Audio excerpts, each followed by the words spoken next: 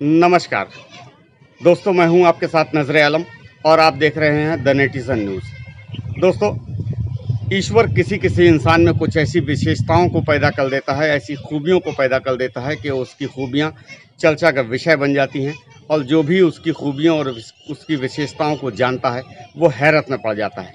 ऐसे ही लोगों के लिए किसी शायर ने ये पंक्तियाँ लिखी थी कि वो आईने को भी हैरत में डाल देता है, वो आईने को भी हैरत में डाल देता है, किसी किसी को खुदा ये कमाल देता है। जी हाँ दोस्तों, ऐसा ही बाकमाल इंसान, ऐसे ही विशेष खूबियों के मालिक डॉक्टर हीरालाल, जो पिछले कुछ दिनों पहले बांदा डीएम रहे। आज हम आपको बांदा डीएम डॉक्टर हीरालाल के बारे में कुछ विशेषताएं बताने जा रहे हैं। दोस्तों, बस्ती ज़िले के एक छोटे से गांव में जन्मे डॉक्टर हीरालाल ने बहुत सीमित संसाधनों के माध्यम से आईएएस तक का सफ़र तय किया। 31 अगस्त 2018 को डॉक्टर हीरालाल बांदा के ज़िला अधिकारी नियुक्त हुए और 24 फरवरी 2020 को उनका ट्रांसफ़र हो गया। लगभग 18 महीने वो बांदा ज़िला अधिकारी के पद पर कार्यरत रहे और 18 महीने ज़िला अधिकारी के पद पर कार्यरत रहते हुए उन्होंने तमाम सरकारी कार्यों के साथ साथ लगभग 13 अभियानों पर काम किया और ये 13 अभियान इतने सक्सेसफुल हुए कि पूरे देश में उनकी चर्चा हुई। लोकसभा 2019 पर उन्होंने जो 90+ का नारा दिया था, उस पर जो उनके द्वारा कार्य किए गए थे, उनकी प्रशंसा माननीय प्रधानमंत्री जी ने भी की। कि यहाँ जिले के जो चुनाव के अधिकारी हैं वे 100% वोटिंग के लिए मेहनत कर रहे हैं। ये बहुत अच्छी बात है, मैं उनको बधाई देता हूं और मैं इलेक्शन कमीशन से भी कहूंगा कि जो बात मैंने सुनी है अगर वो सही है तो इलेक्शन कमीशन ने ये किस प्रकार से जन जागृति कर रहे हैं, मतदाताओं को जागरूक कर रहे हैं, राजनीति से परे होकर के लोकतंत्र की बात कर रहे हैं, तो भारत सरकार के इलेक्शन कमीशन ने भी ऐसे मेहनत करने वाले अफसरों की तरफ देखना चाहिए और उसमें से पूरे देश में इस चुनाव नहीं तो आगे वाले चुनाव में ये क्या तरीका अपनाते हैं, कैसे लोगों को मोबिलाइज किया, ये सारी बातें डॉक्यूमेंट करनी चाहिए। आपको बता दें कि बांदा जिला अधिकारी ने बांदा में लगभग 13 अभियानों पर काम किया। सबसे पहला अभियान उनका पानी पर था, चूंकि बुंदेलखंड क्षेत्र में पानी की बड़ी समस्या है और उन्होंने यहाँ पर एक नारा दिया और उस पर काम किया, पानी की समस्या और समाधान। उन्होंने बांदा के तमाम सरकारी कर्मचारियों और एनजीओज के लोगों को और जनता को जोड़ करके इस अभियान पर काम किया और उसके परिणाम भी सकारात्मक रूप से सामने आए। इसके अलावा उन्होंने स्टार्टअप इनोवेशन का आयोजन किया। लोकसभा चुनाव 2019, कुपोषण के अभिशाप से मुक्ति, जेल सुधार, पेड़ जियाओ अभियान, योग रखे निरोग, छात्र विकास कार्यक्रम, किसान समृद्धि, प्लास्टिक मुक्त बांदा, नेकी की दीवार, बांदा पर्यटन और महिला विकास पर अभियान चलाकर काम किया। इन सारे अभियानों को खूब सराहा गया। बांदा ही नहीं, उत्तर प्रदेश ही नहीं, बल्कि पूरे हिंदुस्तान में उनके द्वारा चलाए गए इन अभियानों की खूब चर्चा हुई, खूब प्रशंसा हुई। स्थानांतरण के बाद डॉक्टर हीरालाल के द्वारा एक किताब लिखी गई जो इन दिनों पूरे हिंदुस्तान में चर्चा का विषय बनी है और पूरे हिंदुस्तान के लोग उसे पढ़ रहे हैं और सराह रहे हैं। बांदा जिलाधिकारी द्वारा लिखी गई किताब डायनेमिक डीएम में जहां एक तरफ उनके द्वारा चलाए गए तमाम अभियानों के बारे में विस्तार से लिखा गया है, तो वहीं दूसरी तरफ डॉक्टर हीरालाल ने अपने बचपन से लेकर अब तक के संघर्षों के बारे में भी विस्तार से लिखा है। ये किताब जहां एक तरफ उन अधिकारियों के लिए भी काम की है जो जनता के साथ जुड़ करके काम करना चाहते हैं, वहीं दूसरी तरफ ये किताब उन छात्रों के लिए भी बहुत उपयोगी साबित हो सकती है जो अधिकारी बनने के लिए लक्ष्य लेकर आगे बढ़ रहे हैं। इस किताब के प्रकाशन के बाद हिंदुस्तान के अलग अलग प्रांतों के लोग इस किताब को खरीद रहे हैं, पढ़ रहे हैं और अपने कमेंट सोशल मीडिया के माध्यम से पूरे देश के सामने रख रहे हैं। डायनेमिक डीएम नामक इस किताब को हमने भी पढ़ा है और हमने महसूस किया है कि ये किताब हर उम्र, हर वर्ग और हर समुदाय के लोगों के लिए बहुत उपयोगी है और हमने लोगों से इस किताब को लेकर प्रतिक्रिया भी ली है। आइए सुनवाते हैं कि लोग इस किताब को लेकर क्या कुछ कह रहे हैं। एक डीएम मेरे हाथ में है, सहयोग से सुशासन और सुशासन से समृद्धि। जिस तरह का शीर्षक है, एक एक शब्द इस पुस्तक के उसको चरितार्थ करते हैं, बताते हैं।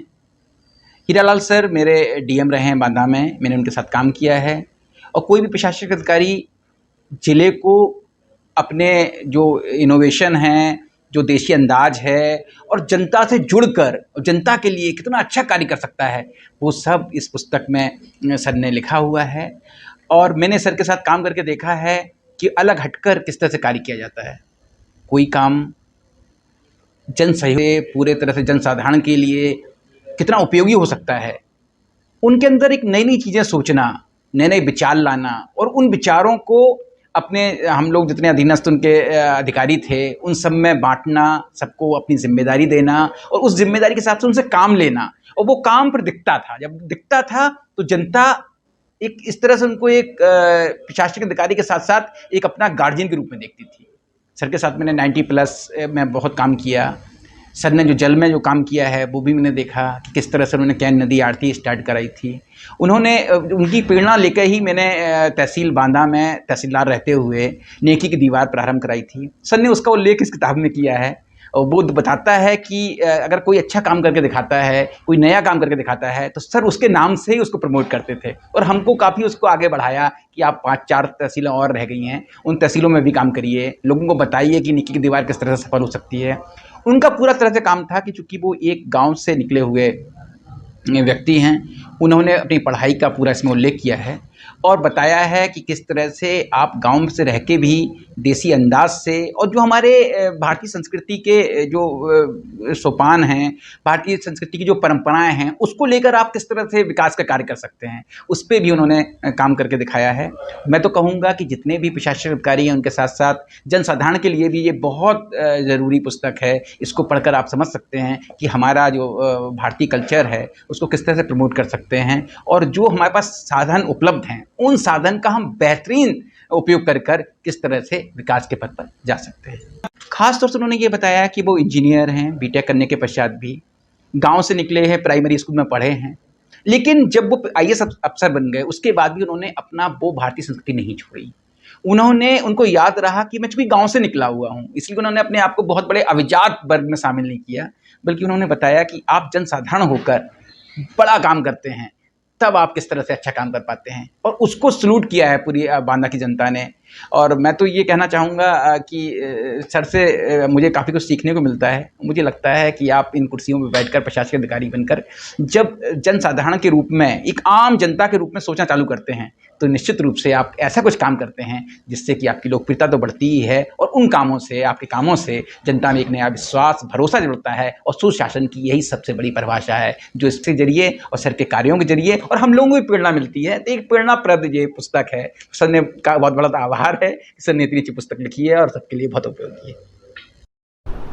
मैम, हमारे यहाँ जो बांदा में तत्कालीन जिलाधिकारी रहे हीरालाल जी की किताब आई है डायनेमिक डीएम, आपने वो किताब पढ़ी है। As a principal, as a professor, आपको क्या लगता है ये किताब कितनी उपयोगी है और किन लोगों के लिए ये ज़्यादा लाभदायक हो सकती है?